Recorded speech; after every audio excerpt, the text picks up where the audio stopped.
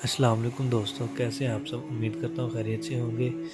ये है दुनिया की पहली हार्ड ड्राइव जिसमें डेटा को स्टोर किया जाता था और इसे सबसे पहले IBM कंपनी ने IBM 350 के नाम से मुतारफ़ करवाया था और इसका साइज़ आज के 2 बड़े रेफ्रिजरेटर के बराबर हुआ करता था और इसका वज़न तकरीबन 910 किलोग्राम था।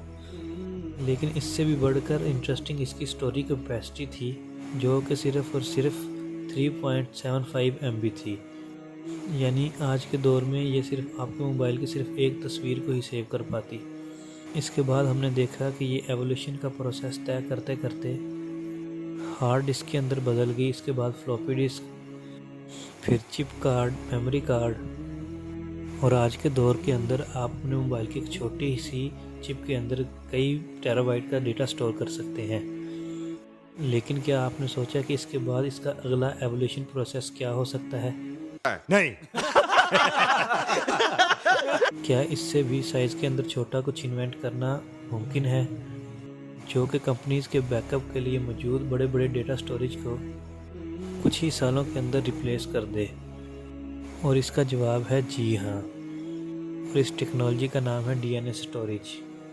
इंसान के खुद के DNA के अंदर इसकी शख्सियत का जो डेटा मौजूद होता है, मसलन ये इंसान कैसा दिखेगा, इसके बाल कैसे होंगे, इसका रंग कैसा होगा, इसका कद कैसा होगा, आँखों का कलर कैसा होगा, वगैरह वगैरह, ये सब डेटा हम अपने माँ बाप से विरासत के अंदर लेते हैं और इसी डेटा स्टोरेज की नकल करके, जो कि स्क्रीन पर आप एक शीशी को देख रहे हैं, इसमें the trip to the moon नामी एक फ़िल्म की 10 लाख कॉपियों को सेव किया गया है और वो भी सिर्फ एक लिक्विड शेप के अंदर, सिर्फ इतने से छोटे से लिक्विड में।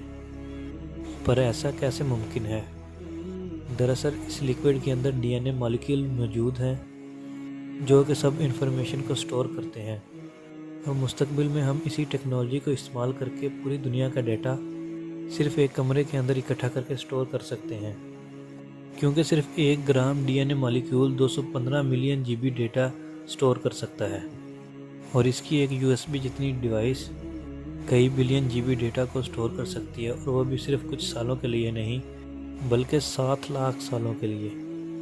लेकिन जाहिर है इस टाइम के अंदर ये टेक्नोलॉजी काफ़ी महंगी है, क्योंकि 1 GB के डेटा स्टोरेज के लिए इस पर $1300 का खर्चा आता है और 1 टेराबाइट स्टोरेज के लिए इस पर तकरीबन खर्च आता है $13 लाख का, जो साइंटिस्ट के मुताबिक 2030 तक $1 पर आ जाएगी।